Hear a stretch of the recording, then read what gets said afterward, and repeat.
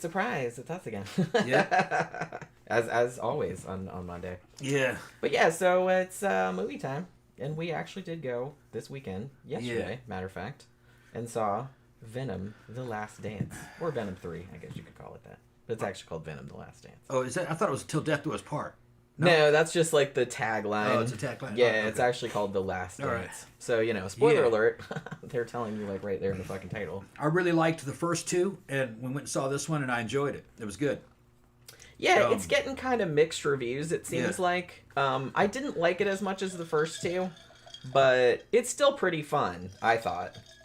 I will say... They're kind of opening the lore up. So. Yeah, because, they're kind of building up to, the crossover with Spider-Man eventually. Yeah.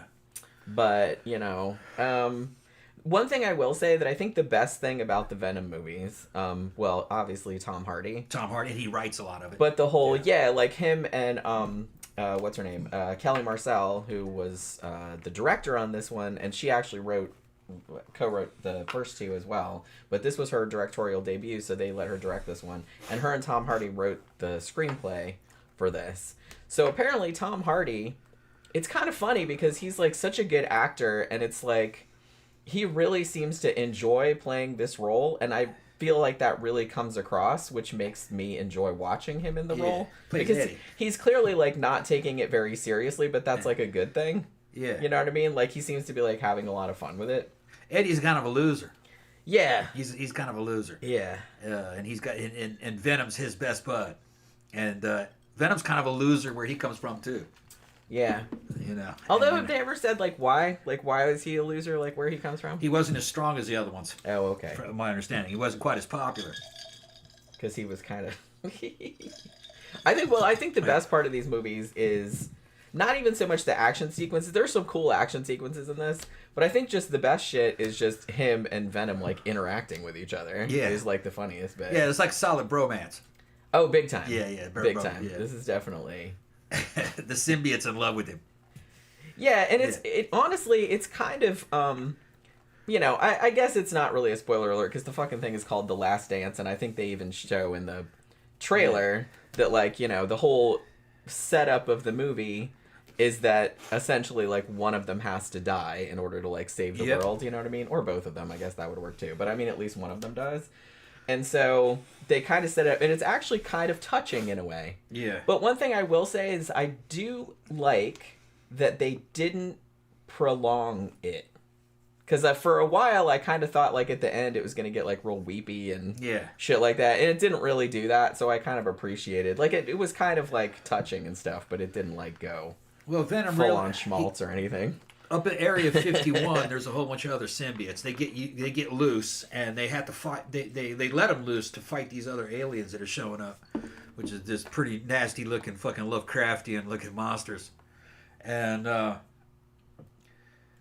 Venom gets into a point where Eddie's pretty fucked up, and he detaches from Eddie, and on his own, fucking tries to attach to the aliens, and fucking. He's going to take the aliens down. He's going to sacrifice himself and take the aliens down with him. And they kind of set it up right there. He says, bye for now, Eddie. That type of deal, Yeah, and which was a callback to the hippie thing, which we'll get to. But, yeah. The hippie family. And then there's a couple of post-credit things happened. And they plainly fucking let you know that there is a way for Venom to come back. Yeah, because we were saying that, we saw the mid-credit scene, and I kind of suspected there would probably be, one at the end, too, but we didn't stay long enough because we're impatient. So, you know what I mean?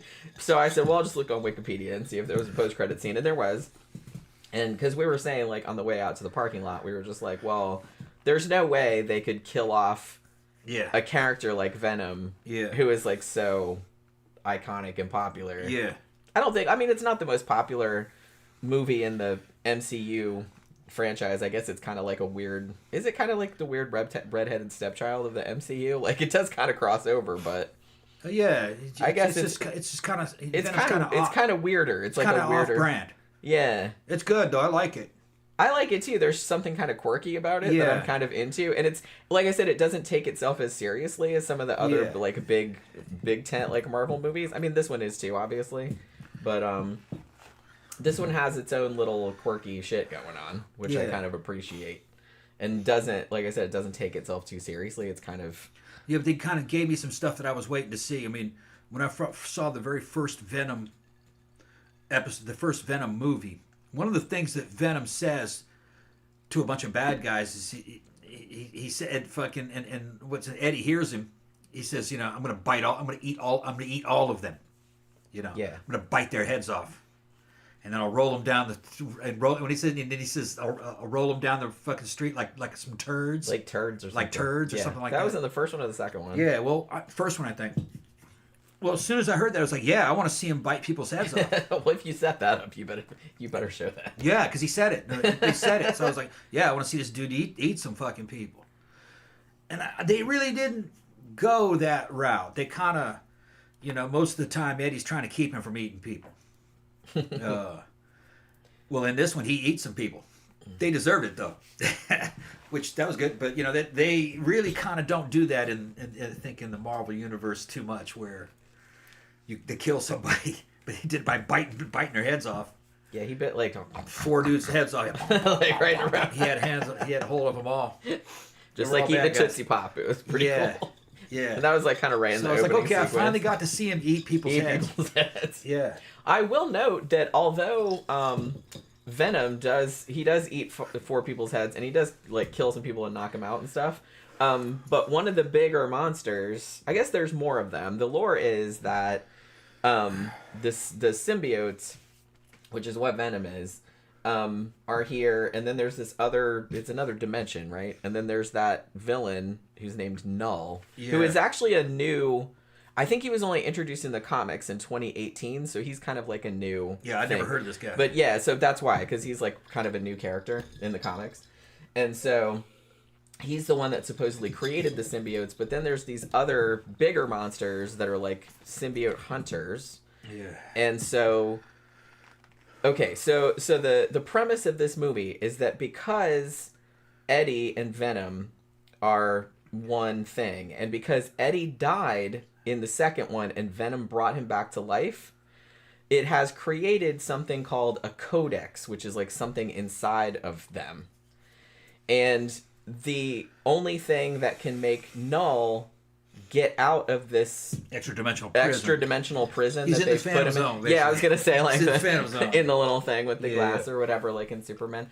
But yeah, so he's in that. So the only way he can get out is with this codex, this key. So obviously he needs to send these symbiote hunters through the portals to Earth to get Eddie/Venom and get that codex so he can escape.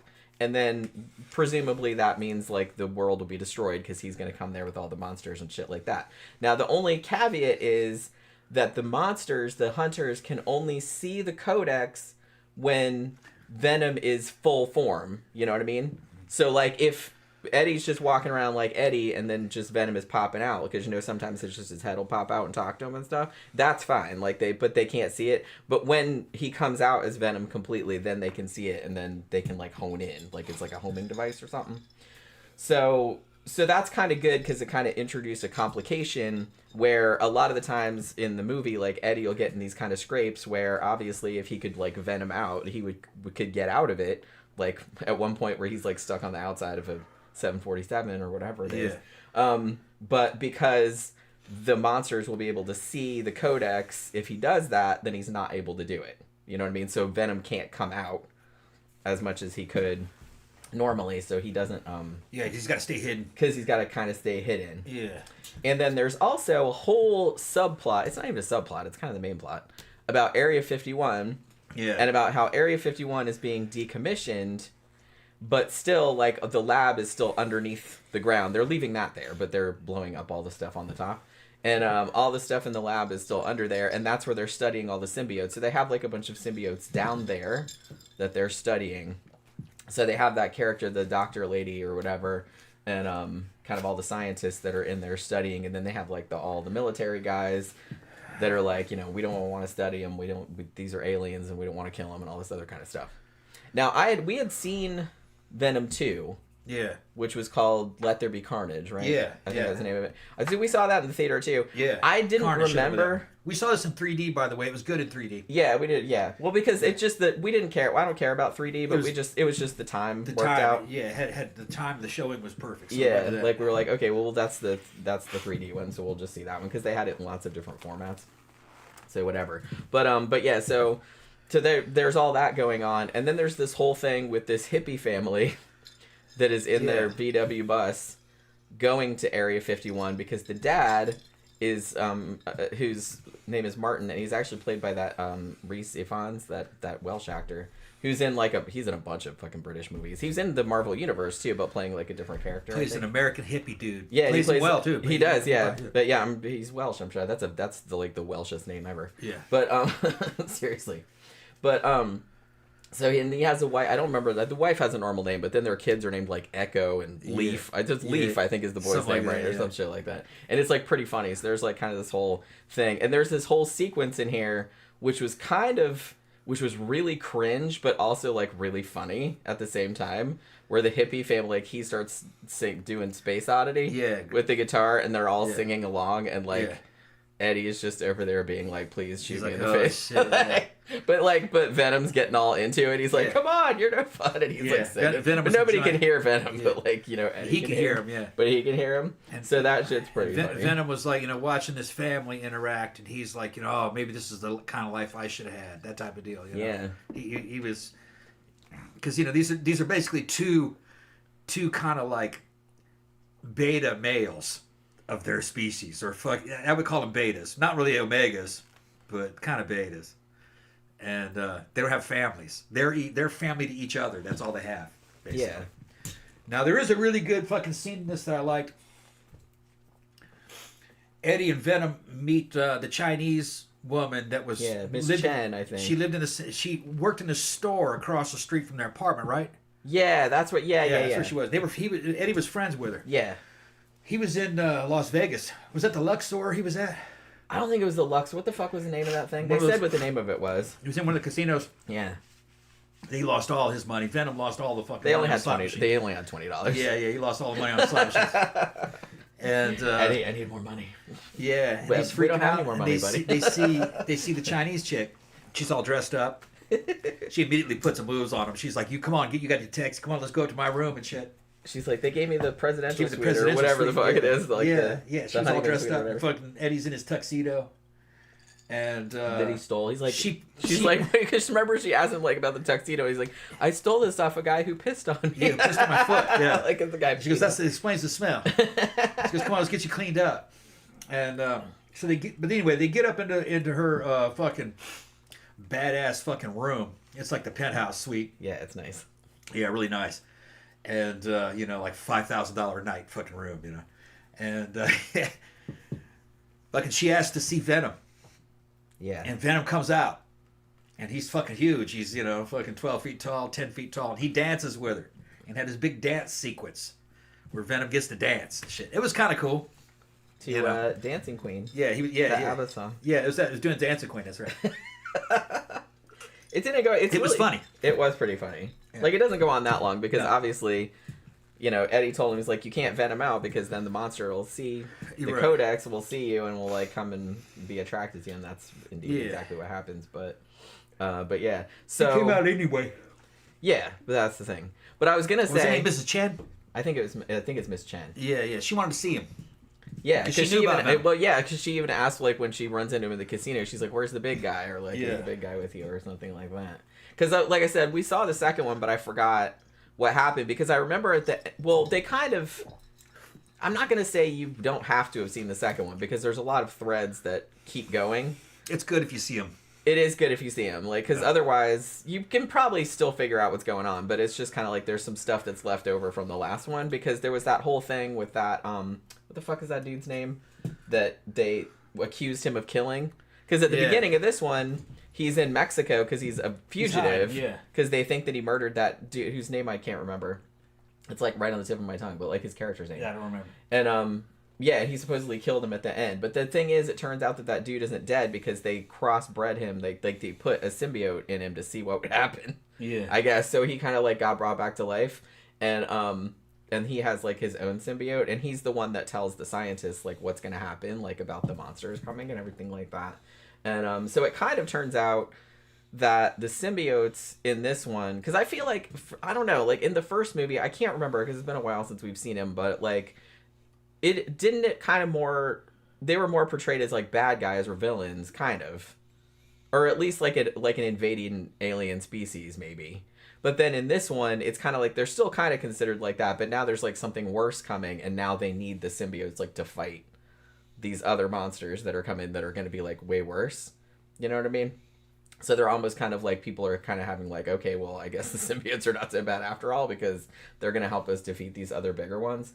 But that's the thing. It's that if Venom doesn't die, then the monsters will just keep coming because Null wants that codex, right? And they can't destroy it because Eddie's already died once. And that's, so you can't destroy the codex unless like one of them dies. So that's kind of what they have to do.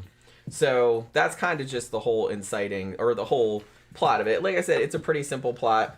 Yes, the villains are aliens. Yeah. Who asked that? Venom. Yeah. Very last one. So is the villain in this film an alien? Yeah. Yeah. Well, the biggest villains are the symbiote hunters. Yeah. Who are like bigger. They're like a symbiote, but they're bigger. And they don't even really. They don't look, because the symbiotes are kind of blobby looking. These are kind of fucking insect looking. Yeah, these kind of look more like monsters. They can swallow a symbiote. Wow, and they eat a lot of people in the movie. Like I said, and I was gonna say that earlier, because Venom, he eats the dog, the what you call them, the dog fighting guys in Mexico at the beginning who were scumbags. Like he eats their heads off because he's. He's like, okay, you can do that. But he doesn't eat that many people. However, the other monsters eat a lot of people, including like a lot of the military guys and a lot of the scientists and a lot of the symbiotes. Yeah. And they when they eat somebody, I kind of liked this effect. I don't know if you noticed it, but whenever they eat somebody, all this blood like sprays like out of the back of their head, almost like they have gills back there or some shit like that. And I was like, that's kind of cool. I kind of liked that. It churns them up, huh? So yeah, I guess. So it's like, so they just pick somebody up and they're like, and then just like, whoosh, like this big fucking blood, this gore thing comes out the back of their head. They're kind of like these fucking insectoid things. They look like something out of Lovecraft. Yeah, kind of. And they're not real solid. It looked like they could kind of morph slightly. Yeah, they had like these big kind of dangly, like a giant spider. Kind of dragony. Like their faces were kind of dragony. Yeah. I felt like, so they were kind of like dragony, insecty, sandwormy. Yeah, like kind of a combo. And they were much bigger than the symbiotes. They showed a bunch of other symbiotes that got out. They didn't introduce them or anything, but they just showed some of them what they could do. One of them was a blue one, and it got into a woman. Yeah. And it was throwing lightning bolts. And remember that? Yeah. Throwing lightning bolts and it was electrifying stuff. And then it had a red one. I forgot what it was doing though, but it had abilities that Venom didn't have. Like I said, Venom was kind of a loser where he came from. Well, and wasn't that kind of the whole thing about the second one, the Carnage one? Because Carnage was a red one. Yeah, and he was badass. He was like about 3 or 4 times what. And what didn't Venom say that it's like, oh no, it's a red one? Like that's like really bad. Like they're the most powerful symbiotes. Right, So I guess, like I said, I'd probably have to watch all 3 of them in a row, like to remember all of the. He was scared of it. Remember, he was hiding. Yeah. He hid from it for a while. That's right. See, I had forgotten about that aspect of it, because in this movie, you don't really get. I guess since they already kind of explored that angle where Venom is kind of like the wimpy symbiote, like, so they don't really explore it in this one. They're just kind of more at this stage. Eddie and Venom have been together for like a year, right? I think they say that in the movie, and so they're kind of like best buds all the time. So they're kind of used to having each other around, and they haven't really had any monsters to fight. And like I said, it seemed like after the events of the second movie, he's just been hanging out in Mexico, just like getting drunk. Yeah, because he's like hiding from the authorities. The lessons and attributes of this situation between Eddie and Venom are that they're not the best examples of their kind, of their species. They're kind of like betas, but they stick together. and they're also brave. They have courage. All right, they go, yeah, they're good dudes. Because this thing's fucking much stronger than me, but I'm gonna fucking fight it anyway. So really, that's what the virtues of the story is teaching about. Fucking sticking together and just being brave. That counts for a lot. And kind of like being willing to sacrifice yourself for That's part of bravery. For others, is kind of like what they do too. And I kind of like that message because, like I said, I kind of love Tom Hardy's character in this because he just plays this kind of an oaf kind of. He's a New York kind of bumbling kind of a like loser. Not really a sad sack, but he's kind of he's just kind of a little bit of a loser. And like pretty much this entire film, he just goes around in these baggy cargo shorts and this sweaty t-shirt. He always looks a little bit dirty. And he always looks kind of like a scumbag. Like he hasn't fucking showered. And he's got Crocs on. And there's like a running gag where he keeps like losing the shoes like that he gets. Because he gets worse and worse shoes. He gets where he's got Crocs and then he gets those like one of the dogs like that he releases in Mexico like eats them or something. And then like the hippie gives him some Birkenstocks and then like he loses those somehow. And Venom goes, no, not those. That's worse than Crocs. That's what Venom's like. Yeah. I don't know. I would argue that Crocs are worse than Birkenstocks, but not by much. I mean, at least as far as ugly shit goes. But Birkenstocks are pretty ugly, but I think Crocs are uglier. And they were like sandal Birkenstocks too. They were, yeah. But then at some point too, like when he steals the tux from that guy because he won't get let into the casino because there's a dress code, so he just like steals that dude's he goes there looking like James Bond. He goes there looking like James Bond, and then like and he's like, I'm keeping these shoes though, but then like when he gets taken away, like he loses those shoes too. Yeah. So it's just he's always like walking around his fucking bare feet. So it's just kind of like a running gag, which is like pretty funny. I don't There's also like one really funny sequence. Were you awake during this? Because I know you like dozed off. A couple times I've dozed off at the beginning.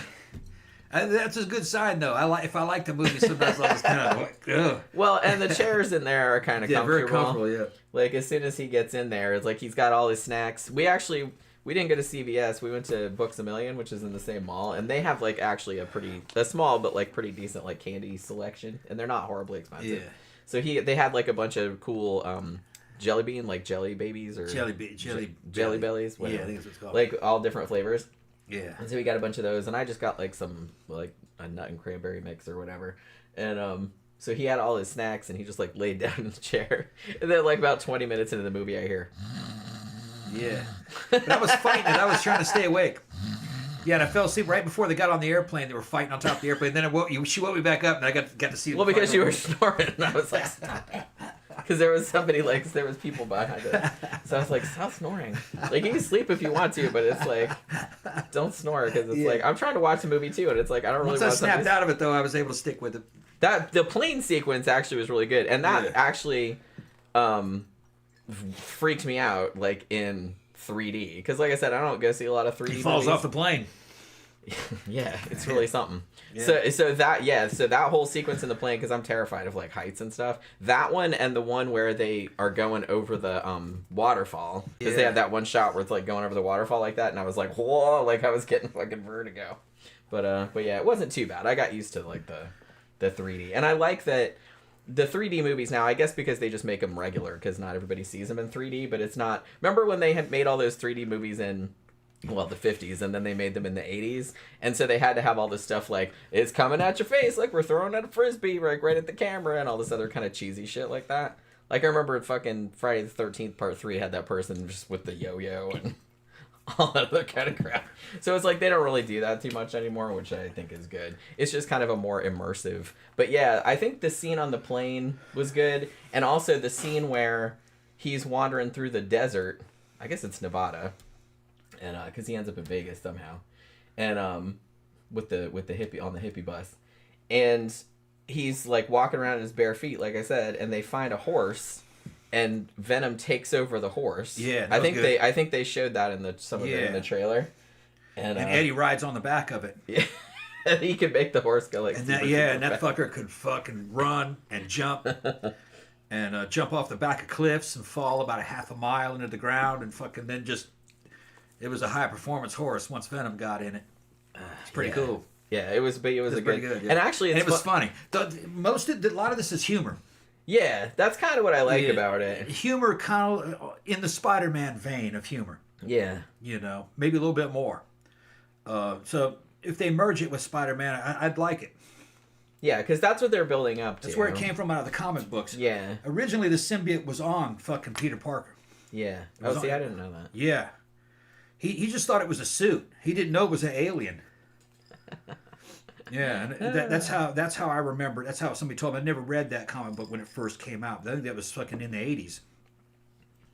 Yeah, see, I don't know a lot and about over time, because they started lore. showing Spider-Man in a black suit with the fucking white. No, I do. I do remember with that. the white. But the thing is, that was the symbiote. Oh, okay. That was Venom.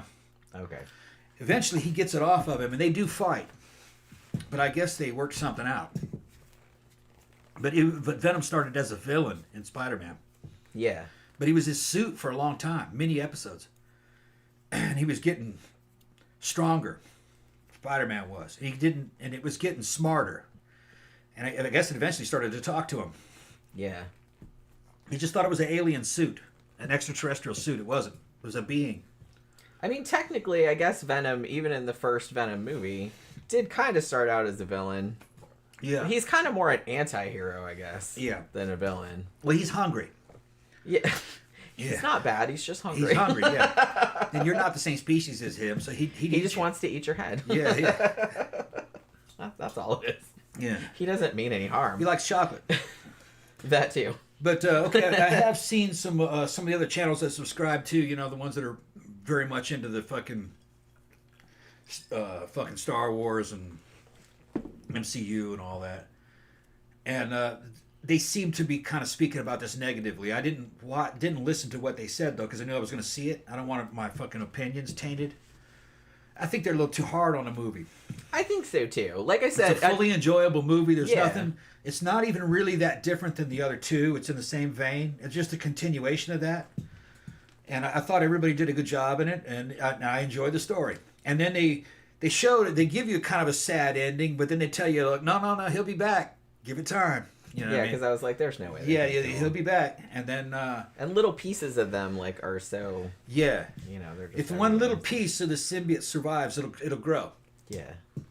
So it'll reincarnate itself. I mean, I'm sure that there's got to be some way because it's honestly, it's just I enjoy seeing the interaction between Tom Hardy and the symbiote like so much that it's like they really, and I'm sure other people do too, but this despite like the negative reviews, this is I don't know if I'd call them like negative. They just seem like mixed reviews. Yeah. Or people are like, mixed. and I will admit that I didn't like this one as much as the other two. But I don't reject it. But actually, like, it's a lot of fun. Yeah, it's like, still fun. It's still like a lot of fun. Yeah. So it's worth seeing. Yeah, I just want to have a good time. Just watch.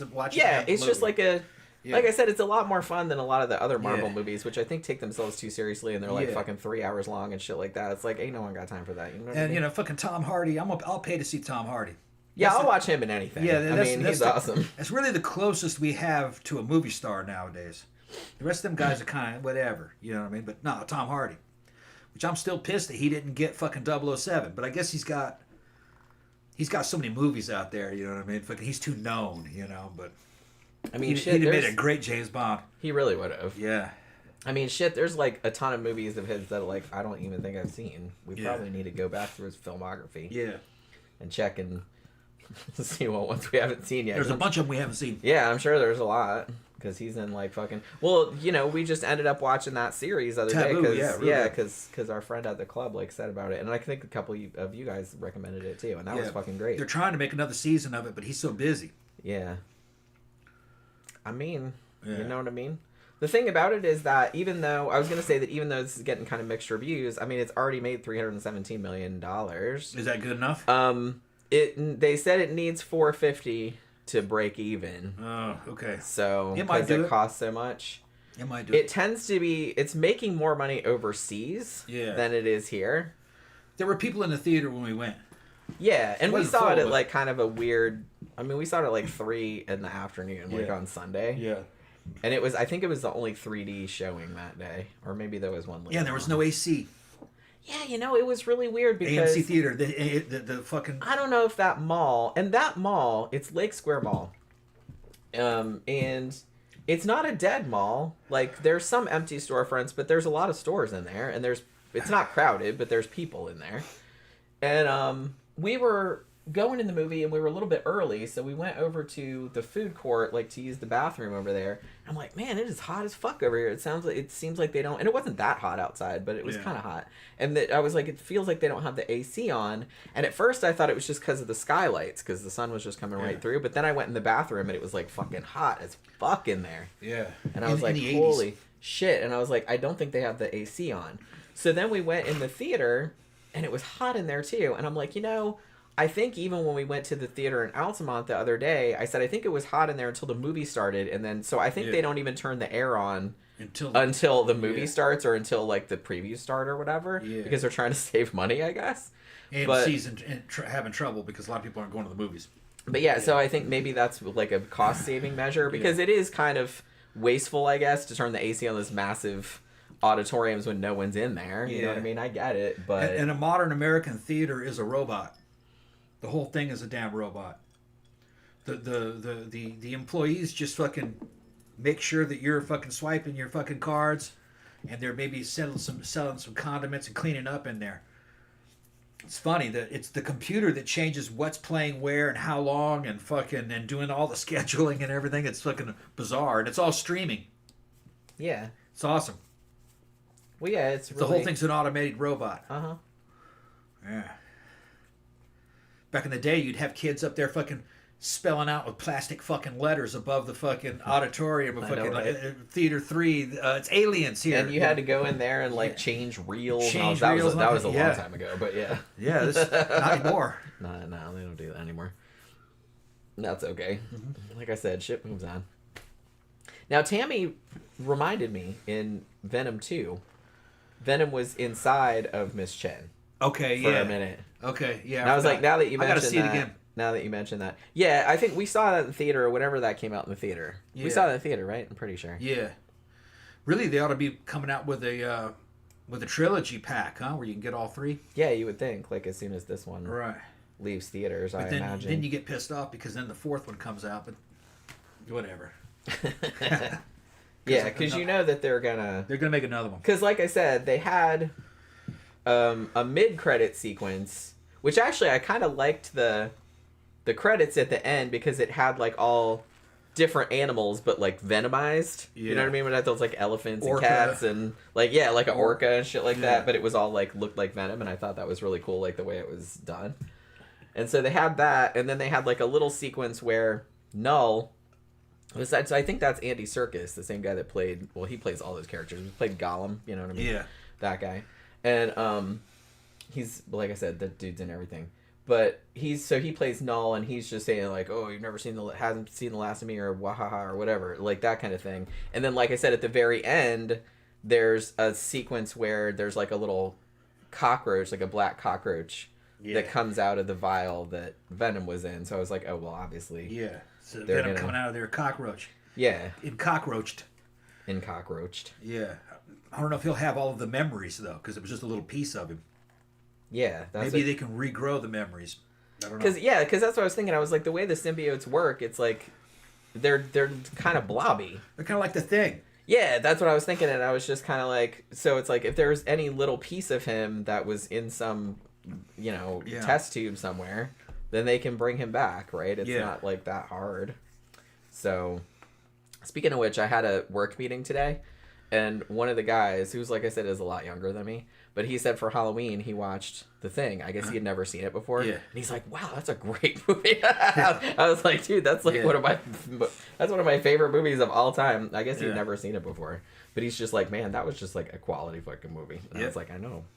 Yeah, it's fucking great. Crussell knocked it out of the fucking park. I know. And Keith David, man. Crussell and Keith. I know, it's kind of making me hard to watch beat it again, honestly. Yeah, hard to beat. When they were talking about it earlier, I was just kind of like, maybe we should watch that again. You believe in this voodoo bullshit, Blair. They're falling out of the skies. I mean. Tammy said we need to watch Peaky Blinders. Yeah, everybody has told me that. Like, shit, remember when we were at the old iBar, like Lee, the bartender, he said, you guys need to watch Peaky Blinders. And I was like, okay, yeah, we need to do that. That was like years ago, and we still haven't got around to it, But yeah, so that's another thing we need to watch. Now, next weekend, see, we've been talking about this movie because I saw a trailer for this shit like months and months ago. I want to see this movie Heretic that has Hugh Grant. It looks good. It looks creepy. Yeah. I'm kind of there for it. I'd say it might not be good. I don't know, but it looked. I haven't seen Hugh Grant in anything in a long time. He shows up in a horror movie. Yeah, okay. It looks like he's playing a villain. Yeah. And I'm kind of here for it. Yeah. It looks kind of creepy and good. That's a good way to get attention if you've been forgotten. And he's kind of freaking been forgotten, that dude. But he shows up as a villain and he does a good time. That he fucking get his mojo back. I feel like he'd make a good villain just because he made his career like playing these charming, affable, Englishmen. Yeah. And so I think you can really turn that into something sinister. So we'll see how. Venom wants to know who would win between Bane and Venom in a fight. Fucking Venom would. Venom, of course. Yeah, Venom would just fucking consume Bane. Yeah, he would just he'd become part of it. He would just eat him. Yeah. Eat him or fucking become symbiotic with him. It'd be hard to beat Bane. It'd be hard to fucking beat Venom. Yeah, because he can turn into stuff. Yeah, Because, like I said, he's like kind of blobular, so he can fighting the thing. Yeah. The he can make he made a parachute. Like he can make like big arms. He can make knife things and could get inside you. Yeah, he can do all kind of shit. Yeah, you know what I mean. So yeah, Bane's steroids wouldn't help him. He had Venom. He called it Venom, the steroid that he was using. In some fucking comics, Bane got huge. I mean, just looked ridiculous. He's like the Hulk. He got pretty strong, But that wouldn't save you against Venom. That would just make Venom stronger. He'd get inside you. Yeah. And fucking hijack you. But yeah, Phantom says, I just hope Heretic isn't disappointing like most recent theater films I've wanted to see. I mean, I try not to get my hopes up too much. But like I said, it's a horror movie. It looked pretty interesting. So I'm looking forward to it. The trailer looks pretty good. Yeah. And then I guess next month, the Robert Eggers like Nosferatu is coming out, and I really want to see that. Yeah. Because that trailer looks kick-ass. Now, that Wolfman movie looks good too, but I don't think that's coming out until January. Yeah. So, but Heretic is coming out next week, I think, so I kind of want to definitely go to the theater and see that. I mean, I like going to the theater and seeing movies still. Yeah. It's kind of fun. Just getting out of the house. Yeah. Because I'm kind of in the house all the time because I work from here, so on weekends I like to go someplace, even if just to the Chinese buffet, just somewhere, so I can get out of the house, But yeah, Phantom says the movie poster to Heretic looks tasty. It does, yeah. They said Phantom said bike riders sucked. They said it was like a soap opera. Yeah. I figured that's probably what it was going to be like, but I'm trying to think of the other trailers that we saw. There weren't really any other horror movie trailers other than Heretic. They did show us that. What's up, SideQuest? SideQuest Heroes here. Oh, yeah, I saw her earlier. She remembers the black suit. Yeah. Yeah. I kind of remember that, too. Like I said, I'm not, like, a big comic person, but I remember, like, because I would go to the comic stores, and so I remember seeing them. In a black suit, yeah. Now, like I said, I didn't read that comic. Okay. I've been told by fans at the time, this is back in the day when that came out, it says, what's he got a black suit for? He's got a new suit. And then later on, everyone, it's not a suit. They said it's an alien. And it's got a mind of its own. Yeah, and eventually it jumps off of him and becomes a villain. He fights it. But I don't know what happened. And that was in the original comic book. Now I'm kind of curious. Yeah. I'm sure somebody knows. Tammy says, as far as Tom Hardy goes, the movie Lawless is great. So, yeah, a lot of people have recommended that to us, too. I think I wrote it down somewhere, but I don't know where. Everybody knows that Tom Cruise is a fucking movie star. He's probably the last of the movie stars. But Tom Hardy's starting to become a goddamn movie star, man. His body of work is great. He's very talented. Now, he has a range. Yeah, that's for sure. He can come up with some cool shit, and he's involved in cool projects. I don't think he's got the same price tag attached as Tom Cruise, but Tom Cruise was from another era. Yeah, I mean he's old now. Yeah. So. Yeah, but Hardy, he's a challenger to Tom Cruise. Out of the two, I'd probably take Tom Hardy over Tom Cruise, actually. Well, Tom Hardy is a much better actor, Yeah. that's for sure. Like I said, Tom Cruise can act and do stunts and stuff, but he's kind of doesn't have the range that Tom Hardy has. Yeah, well, people go to see Tom Cruise movies to see Tom Cruise. Tom Yeah. Cruise playing Tom Cruise as Tom Cruise in a Right. Tom Cruise movie. Directed by Tom Cruise. Presented by Produced by Tom Cruise. Presented by Tom Cruise. Yeah. With an assist from LRH. Yeah, with assist from LRH. Yeah, that's right. So, L. Ron Hubbard helping him out. I mean, Yeah. so there's that. Yeah. Although I don't, Tom Cruise is nothing to laugh at either, though. He's fucking pretty good at what he does. He knows what to do. He had some good movies, really good with Collateral. He just had a lot of good shit. Fucking Mission Impossible. Yeah, he's the shit. He's good. Phantom is talking about Rock and Rolla, which is I've actually seen that, but it was a long time ago. Tom Hardy is in that too. That's an English gangster movie. I didn't see that one. I keep telling you need to watch Layer Cake too. That's not Tom Hardy. That's Daniel Craig. Yeah, But that was like one of his earlier roles. yeah, probably like that. Yeah, I love all those English Yeah. gangster movies. I just Yeah. for some reason I'm really into those. I think I saw Layer Cake in the theater actually. Now that I'm thinking about it, I didn't see Rock and Roll in the theater. I think I saw that on streaming, or no, I rented it actually. CB said, Tom and Jenny, are you going to watch the Halloween TV series that Peacock is making? I don't know. I might. There's so much stuff. I'm like so behind. Holy Can't watch shit. it all. They're just making content. It's a content conveyor belt. Well, I mean, they have to. It's just Yeah. like there's so many streaming services and there's millions and millions of people watching stuff, and Yeah. it's just kind of like they have to keep making stuff. I just saw something today. They said all these Hollywood studios are all now collapsing right now, laying everybody off. They're just fucking shrinking because they can't compete with the conveyor belt of fucking content creation. The online content creation, that's where all the business is. So if you want to make money, that's where you go. I just keep finding new shit. You know what I Yeah. mean? I didn't even know that they made a TV series of that Stephen King thing, The Outsider. Yeah. They made a fucking 12 episode. Is it 12 episodes? 10 episodes? It was a lot. Because I was like, shit. Because I was going to watch that. Like, I kind of saved it. But Yeah. I was like, holy shit. I don't know when I'm going to have time to watch that. But I still want to watch it. Like, I haven't watched. They made one of the Mayfair Witches, which I haven't watched. There's just like a million things. It's like this. So they're making stuff and I don't even hear about it. Because I'm too busy watching true crime. It's like, that's what's. I keep finding new true crime shows. I found one called Southern Gothic that was really good. But I've watched all of those. And I started reading the Conan comic books that I bought. They're pretty good. I'm on I just finished chapter 1. I'll read them after. Yeah, they're good. done. And I don't think Oracle is here, but Oracle sent me a novel, Yeah. like an ebook, Bride of the Rat God, which she recommended to me before.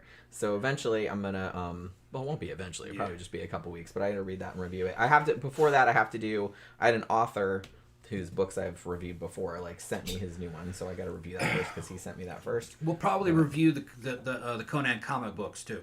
Yeah, we should probably also do that. I'll have 3 tomes of them, which that's like the first year. Yeah. And book 3 is you can pre-order it now, but see what it is each book is like 10 comic books. Yeah. So to go back and find all those individual releases, fucking, you know what I mean? It's not worth it. It's better to just buy the fucking the compilations. So compilation 3 comes out, I think this month or I think it's this month or next month. But it's only like $14 per compilation, but they're beautiful, thick. They do look really nice. Yeah, full color. A lot of violence in it, nudity. It's kind of like they look like Frank Frazetta type stuff. Kind of reminds me of the old heavy metal magazine, you know what I mean, with old comic books like that. And it's all approved by the fucking Preservation Society. Robert E. Howard. Robert E. Howard. Yeah, what's his name? Robert E. Howard. Robert E. Howard, yeah. Robert E. Howard Preservation Society. Because Conan is owned by that society. You can't fuck with Conan anymore. They got the money and bought it. After that last Conan movie, they're not going to let fucking that name get fucking dragged through the dirt anymore. Even though that movie wasn't bad, it was just kind of mediocre, and it's not to what the stories were. And these are real Robert E. Howard stories. And they're good so far. Real good. Even chapter 1, it's already pulled me into it. starts off with maps, full color maps of where you're going to be, kind of like, Tolkien. It's kind of like that. Ben asked, is it the Marvel Conan comics or the newer Dark Horse ones? I'll get them. Hold on. Yeah, I think you showed them on the show before. I showed them on the show before. I don't remember. They're not Marvel. Tammy's talking about Tom Hardy, and she says he doesn't have the same ego as Cruise either. Yeah, he does seem like a lot more like a normal person. And plus, he's not a Scientologist, which is another big plus in my book. So there's that. Yeah, Ben said, I just found out the other day they made a second season of Castle Rock. Yeah, and I only got partway through the first one. I haven't even finished the first season yet. Jeez. Like I said, I still haven't finished Bates Motel. I'm so behind. I just never have time, It's this one and this one.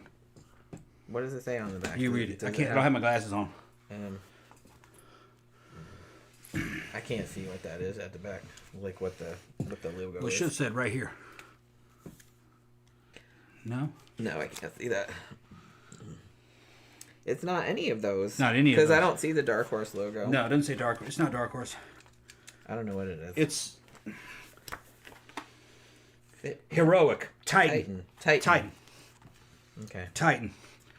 And here. And book 3, so you can see how thick it is. Book 3, it starts getting into Lovecraft. Because Howard and Lovecraft knew each other. There was some crossover. Yeah, he wrote some stories. He wrote some, yeah. Cthulhu mythos. This is what the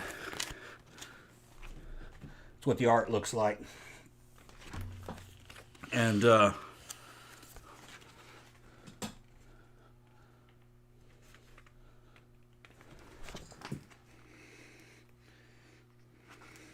yeah, there's nudity in it. But it's right from the Howard stories. It's like an official product, you know what I mean? And like, I saw the reviews on it from Midnight's Edge because he read all of them, and he said they were like the best fucking most accurate Conan comics that he had read outside the regular the books. You know what I mean? Yeah. Says that's like the best one. They are very nice. Like I said, when you're done with them, let me know and I'll read them. Yeah. And then we'll review. Yeah. Yeah, we can review. You can even jump on one of my book review shows. Okay, yeah. And we can do it. Yeah. And then we could we record it and put it up, whatever. Unless you'd rather do it. You can get these off of Amazon. They're about $15 a book. The first one's called Bound in Black Stone. The second one is called Thrice Marked for Death. And the third one, I forgot what it was. It's got kind of a fucking Lovecraftian cover. We always like the Lovecraft crop. Yeah, Thulsa Doom shows up in it. I think it has something to do with that. Oh, nice. All right, now I'm really interested. Yeah. All right, so are we ready to wrap things Yeah. up, I reckon? All right, so yeah, I know that the new Venom movie is getting, like I said, mixed reviews. But if you like the first two, it's a lot of fun. Yeah. It's just a fun movie. And like I said, I'll watch Tom Hardy in anything. I don't give a fuck. And so I like the whole interaction with him and Venom, and it's like silly and it's like immature and it's funny and stuff like that, but it's just kind of like, I don't know. It's just on par. There's something kind of charming. It's just on about par that. with the other two. You know what I mean? It didn't disappoint. No, I actually quite enjoyed it. Yeah. And there was like some really funny bits in there, and like I said, some of the action sequences were really good. CB asked, have you read the Halloween comics? No, he has not. He hasn't read any comics in a long time except other than these. You know? So, let me see. Yeah, Ben. He's talking about Conan is out of copyright, but it's still a trademark, and they'll fight you if you publish anything using that name. Yeah. Yeah. Yeah. That's the thing, like, the fucking intellectual property, like all that copyright law is so complicated. We did see a trailer for, because you know how there was a big thing about the original Mickey Mouse cartoon, Steamboat Willie? Yeah. Has gone into public domain. That's public domain now. And so immediately somebody made a horror movie. Oh, did they? A Steamboat Willie? Yeah, I can't remember what it's called. But it's like, I saw a trailer for it the other day. Because remember, I think even after, like, when the Winnie the Pooh character, like, by A.A. Milne, like, went into public domain, like somebody immediately made Winnie the Pooh Blood and Honey or some shit like that. Like somebody is just gonna pop out and make a horror movie out of it. So I heard it was terrible, but I didn't see it. But I just thought that was kind of funny because I was like, when I saw the trailer and I was like, oh my god, is that the Steamboat Willie horror movie? I kind of want to see it. I mean, I kind of do and I kind of don't. I don't know. Ben said Blood and Honey is pretty good. Okay, I heard it was like not good, but it's a funny premise, you know. I just didn't want it to be just like a stunt film. It's like, oh haha, let's take something that's like really wholesome and cute and for kids and everything and like turn it horrible. But Ben's asking me if I'm following a feud between your boy Zach and Birthday Party Clown. So, no, I haven't. Birthday Party. No, I will listen. I do subscribe to your boy Zach. I do listen to some of his stuff. He's a veteran guy who makes his own comics. I think the name of the comic series he did was called Iron Sights. It looked really good. Rednecks out in the desert was with guns. You know, some of them are chicks, big boobs and everything. You know, it's like fucking classic. So right in Tom's 80s, wheelhouse. yeah, classic fucking comic book, yeah. And I agree with a lot of what he says about certain things, but I don't follow him that closely. And there's a feud going on, and I'm just like, whatever. I can't really keep up with all those guys. I got so many fucking people I subscribe to.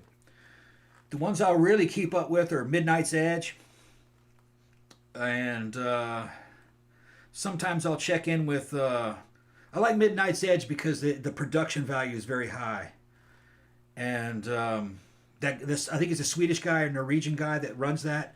Fucking, we have a lot of the same tastes. I mean, he fucking came out just out of the blue and said that Billy Idol's Cyberpunk album was a masterpiece, and I go, man, yeah, he understands. He understands, because we're comparing that to a movie where people didn't like the movie, but they didn't realize it was actually a masterpiece. But Midnight's Edge is fucking pretty solid. And I agree with a lot of what those guys say. And if they give a recommendation, I'll take the recommendation. And it was their recommendation to get these. So far, man, yeah, hell yeah, that's it right there. That's good comic books. They're, you know, adult graphic novels. Well, and that's another thing too that I was talking about like earlier, like all the movies and series and stuff that I have to watch. Also, my YouTube Watch Later playlist is like 300 fucking videos. Is it? From like 2 years. Because I keep seeing like stuff keeps popping up. I'm like, ooh, that sounds good. Yeah. Ooh, that sounds good. And like, so I put it in the Watch Later. It's like, I'm never going to watch it later. No, like, sometimes I try. Sometimes if I'm working on something, like I'll put them on like in the background just so I can work through them. But I have so many in there. It's ridiculous. Yeah, Nerd Erotic. Okay. I've fucking listened to Nerd Erotic. That guy is funny. But he's overly negative. They'll do negative reviews on movies that I thought were good. So really what it is that the Nerd Erotic, that channel, and that particular guy, even though I like that guy, has become a roast show. They just roast everything. You know. And once you understand it's a roast show, you don't take it as seriously as I did. You know what I mean? That's why I was saying that I more favor... shit, I just said the fucking name of it. Midnight's Edge. Yeah, what's that? Midnight's Edge. Because Midnight's Edge is fair about it. If it's good, they're going to tell you. If it's bad, they're going to tell you why it's bad and why they think it's bad. And a lot of times I saw those movies too, and I'll agree with them. Says, yeah, that's why I didn't like that movie. See, that's what I like, but I don't really like, because I know that there's a whole sub-genre of movie criticism, or any media criticism, really, that's just their whole thing is just to be edgy, and it's just like shit on everything. Yeah. And it's like, I'm not saying that I just want to watch something that's just like, you know, unicorn farts and like, you know, slathering all over people's penises and everything, but I'm just saying if you're gonna criticize something, like, have a reason. Don't just come on, this sucks so bad. Right, yeah. Like, I hate that kind of shit. Like, and I try to do this with my reviews as well, because I don't love everything that I see or everything that I read, but I try to be equitable about it. And it's like, if I didn't like something, I'm like, this is why I didn't like it. I'm not just like shitting on it just for the sake of shitting on it. No, there's got to be a reason why, and it's because I create things too, and it's like, I don't like people shitting on my stuff, and I'm assuming most people don't like that. Yeah. So it's like, so I'm always gonna give, and it's kind of sucks too, but like sometimes I have gotten books from authors that want me to review them, and a couple of times I've not really liked them all that much, and I feel really bad because I don't want to shit on the person because obviously they've spent a long time. So I try to be like really diplomatic about it and just kind of say it's like, well, you know, this could have been better, or I didn't really love the way this was done, and maybe if I was doing it I would have done it this way, or blah blah blah, instead of just going, you know, this sucked donkey balls or whatever. Yeah, Nerderotic just they got to where just goofing on shit is really what that show's about. Yeah, he does come up with some reasons why they don't like certain things, but some of it's a little bit out of line. Like, for instance, everybody who fucking loves Star Wars can tell the difference between good Star Wars and bad Star Wars. The Star Wars storytelling happens in a certain style. That's a genre. Once you go outside that genre, it's not really Star Wars, you know? And really, that fucking... And I'm not going to fucking say that George Lucas didn't break his own canon or fuck himself. He did. There are parts of George Lucas made movies that are not real Star Wars, really. The best Star Wars movie was fucking Empire Strikes Back, really. And he didn't have a whole lot to do with that. You know, fucking... He didn't direct it. And I think a lot of people edited his work. And it was more of a British fucking movie than anything else, and that was really the fucking best one, you know. I think the same guy who directed that is the same guy who directed fucking RoboCop 2. Wasn't it Lawrence Kasdan? I think so, yeah. And then I remember correctly. Return of the Jedi had a lot of good stuff in it, but it also had a lot of bad stuff. The Ewok fucking soundtrack, the fucking original musical score fucking sucked. It made the whole thing look funny. It made Ewoks getting blown up look funny. But they changed it later on. A lot of people don't realize that they changed those fucking movies quite a bit. They changed the fucking soundtracks and everything, in certain scenes. So even Lucas didn't really know why Star Wars worked, if you ask me. The prequels were okay. I accept it as Star Wars. It's not real good Star Wars, though. No. Mandalorian fucking season 1 and 2 was great Star Wars. Okay? I really liked the Fucking, yeah, if they want to save the Star Wars franchise, they get that guy. What's his name? Jean Favreau? Favreau, yeah. Favreau. He understands the fucking storytelling style of what the audience wants. Lucas didn't know what the audience wanted. He doesn't. He didn't know. He wanted it to be a kid's movie, and that's not who his audience were. Good Star Wars was just like good Walt Disney. Walt Disney did not fucking make kids cartoons. He made adult cartoons that kids could watch. The kids knew that they weren't being talked down to. If you watch Bambi, man, that was fucking a lot of impact when you were a kid. Bambi's mom gets killed. It wasn't really a kid's story, you know. And but it was like epic. Yeah, because there was some scary shit. Scary shit was in it. Kids love that. I know. Well, I did. Yeah. In 1977, when I was a kid, I was 8 years old. I saw Star Wars. I fucking loved it because I didn't feel that movie was talking down to me. Yeah, like it wasn't a kid's movie. When the kids, I felt like I was enjoying an adult movie. Yeah. And that's really the fucking storytelling style that's supposed to be. Same thing with the fucking Empire Strikes Back. And to a pretty good extent, Return of the Jedi. It had a couple problems. Too much comedy. But you know, anyway, I think I've kind of made myself clear. There are reasons why you can shit on certain things. Yeah. But you can't just shit on everything. Yeah, like I said, I'm not real big fan. Like I said, I'm just not a real big fan of like just being negative all the time anyway, because it's like that's really a downer, and I don't really want to watch that kind of crap.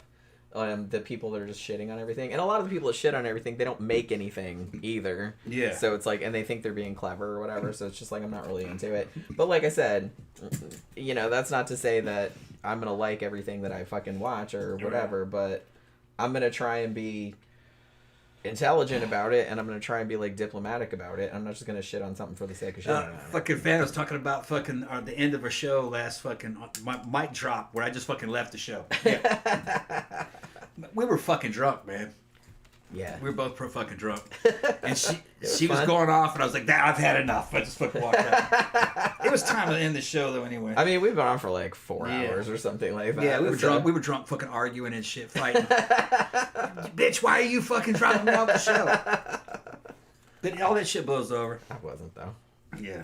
I thought she kicked me off the show. No, I didn't. Yeah, I thought she did, though. No, I didn't. I was drunk. I told you later. I was like, no, I didn't. Look, man, the entertainment y'all get here is real.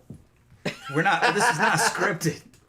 Well, I told you, it's in a way, like, I'm glad that, like, we started live streaming, because it's like, as messy as the whole situation is sometimes, I kind of enjoy that, because it's just kind of like, I think that's maybe why people keep coming back and, like, watching us all the time, because I think it's funny that, like, you guys come back and watch us all the time, because, like I said, this is exactly what we were like all the time. We're not putting on anything. We're exactly like this. If you hung out with us in real life, this is exactly what we're like.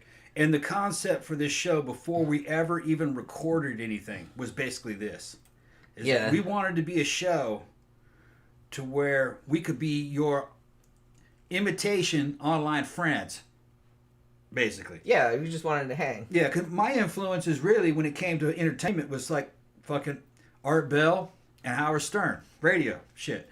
And, you know, and on those shows, you had regular people appearing, especially Howard Stern, you know, the Whack Pack and all that kind of shit. And it was kind of like an ongoing soap opera. You felt you knew those people. That's why I kept going back listening. I'd go back and listen to Art Bell because I felt like I knew Art Bell. Yeah. You know. So that was really the concept of the show. Yeah, we didn't want to be, like, characters. Because I do enjoy some shows, like, very few, where the person is, like, a character. Yeah. Like, for, like, the first one that I thought of, I really like Dr. Wolfula, okay? But, who's kind of playing a character, but he's also, like, being honest and stuff, too. But he always has a mask on and he has, like, a voice and stuff. But I was like, I specifically do not want to do that, just because, well, one, I'm not an actor, clearly, and I have a hard time, like, pretending to be something else. But it's just, like, a lot more fun when you can just, like, hang out and just be yourself, you know what I mean, and not worry about it. And talk about things that we actually are kind of interested in. And talk about things that we like and that we're interested in. Right. That's kind of what we wanted to do. Because I said, if we're going to do it, I don't want it to be, like, a slog. Right. I want it to be fun. Yeah. Like, I want to talk about shit we like and... Yeah. You know. And, you know, I got off into the fucking YouTube world and fucking, you know, BitChute and social media and fucking... I was, you know... into kind of in pre-social media in the 90s. I loved fucking 90s internet too. So I was never a mainstream media kind of guy. So really, we're not talking, nothing we talk about has anything really to do with mainstream media other than maybe Hollywood. Like, you know, so we'll get diverted onto some shit that'll happen in Netflix, but that's online. That's not fucking cable television or anything, you know. So I don't know, it's just weird. World's changed. Well, my shit is just so idiosyncratic. Like, some days I'll be like, hey, I want to watch this new horror movie that came out that everyone's talking about. And then, like, the next day I'll be like, you know what? I want to watch this really, really obscure movie from 1971 that no one's ever heard of that was, like, made for TV or some shit like that that no one's talked about for 30 fucking years. You know? So it's just kind of like, there's no rhyme or reason. It's just whatever I kind of come up with on the day. I've always just liked fucking weird shit. You know what I mean? Like... going back to the 90s, just weird fucking websites and web pages people would make, and it would, you know, just creepy shit, you know what I mean? Like, man, is this dude for real, you know? Or, you know, crazy Russian women talking about how Putin loves them and that they're getting married. Remember that girl? Oh, yeah, I remember She had, like, thousands of videos of her trying to seduce fucking Vladimir Putin. She thought Vladimir Putin was her husband. There's some weird fucking people. She's weird, there. I mean, there's a lot of mentally ill people mentally ill people on the internet. I used to fucking love that. Yeah. You know, there were places where you could find where you could find like a list of where all the mentally ill people were on their web pages. You know, and you go see them, you're like, what the fuck is this person thinking? And it was the old internet, and it was like the fucking Wild West. And now social media and everything took over. And there used to be really fucking wild shit on YouTube, but it's gone now. It took, you know, like people that had... One of them was a girl, I think she was also one from in Russia, who had schizophrenia. And she would post probably about 10 times a day, and each post, video post, was only maybe about 5 or 6 seconds of her running around yelling into a camera and taking a picture of something. And it was just crazy shit. She was just doing some weird shit. Her she's getting up on top of the bed and dancing. And then her with her fucking social worker. I remember that girl. Remember that girl? Mm-hmm. And people would her shit's gone. Because they passed something, this is a couple years back, maybe 2014. They said they were getting rid of all marginal channels. Channels that just took up space and that didn't really have it. And people like that vanished. Yeah. Yeah. But it used to be fucking crazy people would be posting. It was funny. CB's recommended The Penguin, which over there is on Sky Atlantic. Over here, I'm pretty sure it's on Max, HBO Max. Yeah. I've been hearing that that's good, and like the trailer for it looks good, so we might get around to watching. When are they going to get eventually. over all these fucking comic books or when people superhero stop stuff? watching Yeah. them, I guess. Tammy says, "What? Bambi's mom gets killed. Thanks for spoiling it, Tom."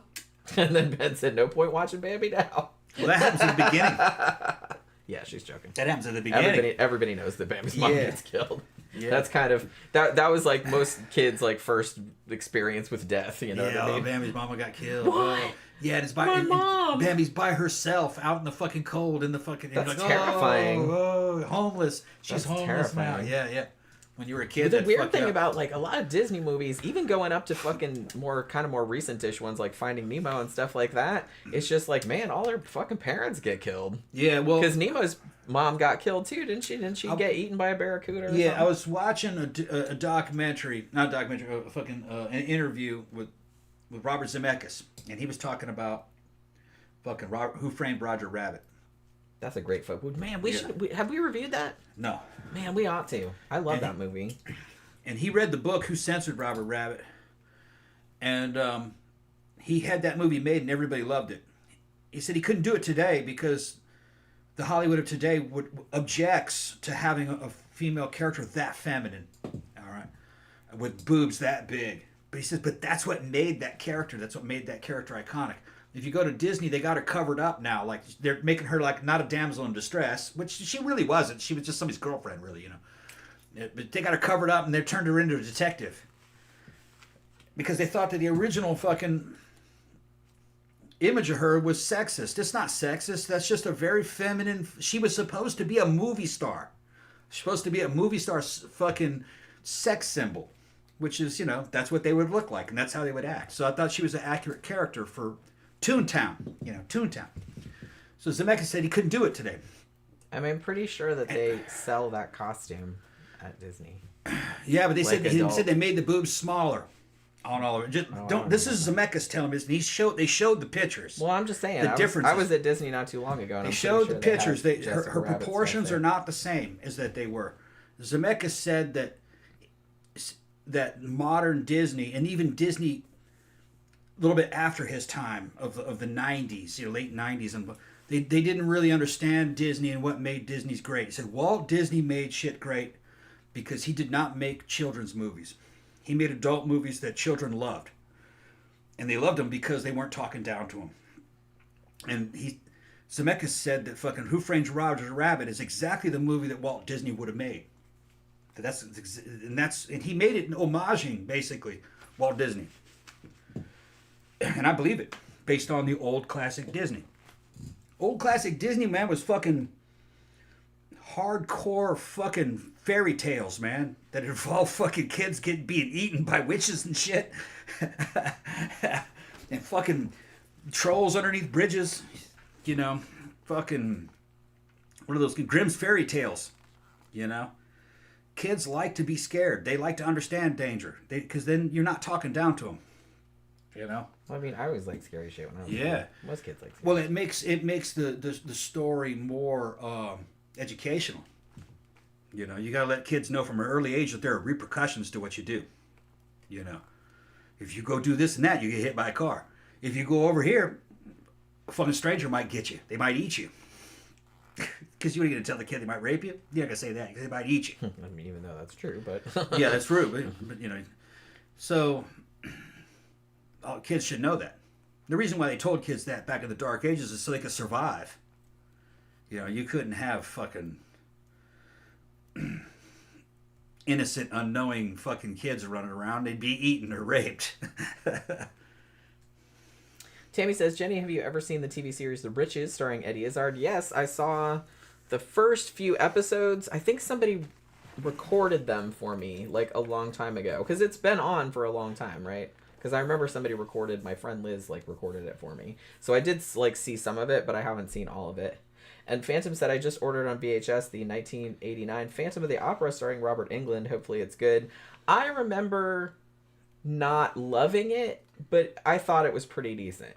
So, but I haven't seen it for a long time, so make of that what you will. And Phantom also says, Troll Hunter equals pure greatness. I agree. That is easily one of the best. I guess technically it's found footage, right? It's found footage / mockumentary. One of the best found footage movies ever made, for sure. Like, the troll effects in that are stunning. They look really, really good. We did review that. We did review Troll Hunter. Pretty sure. Yeah, Bed's talking about some of Critical Drinkers reviews. Yeah, I noticed that also. It sounds like he didn't watch the movie. Like, I think he did a review of fucking Furiosa. And I was like, I don't think this bitch watched the movie. I noticed like sometimes, and sometimes it's reviewers, and I guess I get sometimes that a lot of them put a lot of reviews out because they see everything that's new. Yeah. And so it's like, so I get that maybe they're not paying full attention to stuff, but like sometimes they'll mess details up because like sometimes if I've seen it and I'm like, that's not right, like that's not what happened, like I just saw that shit. Yeah. But you know what I mean? I know people make mistakes and stuff because I'm sure I have too. Like in some of my reviews, that I might not remember something, but I do try to get everything right. But I do kind of sometimes think that, especially channels that are real high volume like that, I think maybe sometimes they don't even see the movie. Yeah, because a lot of these guys, they want to put up something every day or 3 or 4. That's what I'm saying. 3 or 4 videos every day. You have to have a fucking staff of 10, 15 people writing that material every fucking day. Yeah, I mean, holy shit. It takes me just to do like just to do the live streams. That's not too bad. I do have to like take notes. We have to go see the movie. I like kind of read some other reviews or like take notes about the movie, shit like that, so I can remember some shit about it.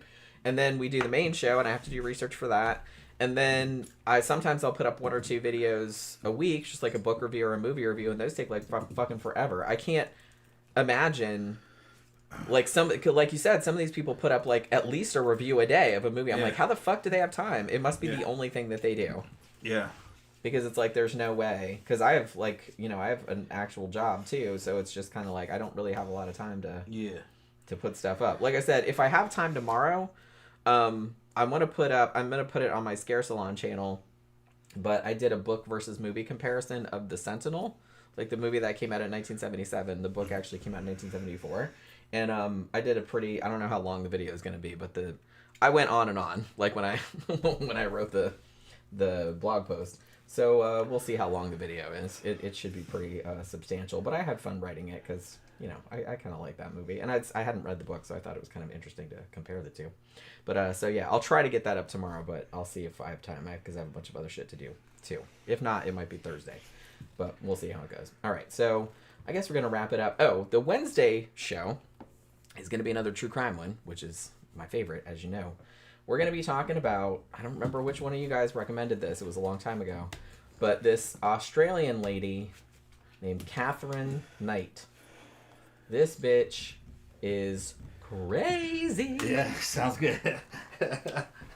Not quite as crazy as Taylor's Business, but in that same general ballpark. All right. Like, and this happened back in like 2000, 2001. So yeah, we'll get into that. Yeah.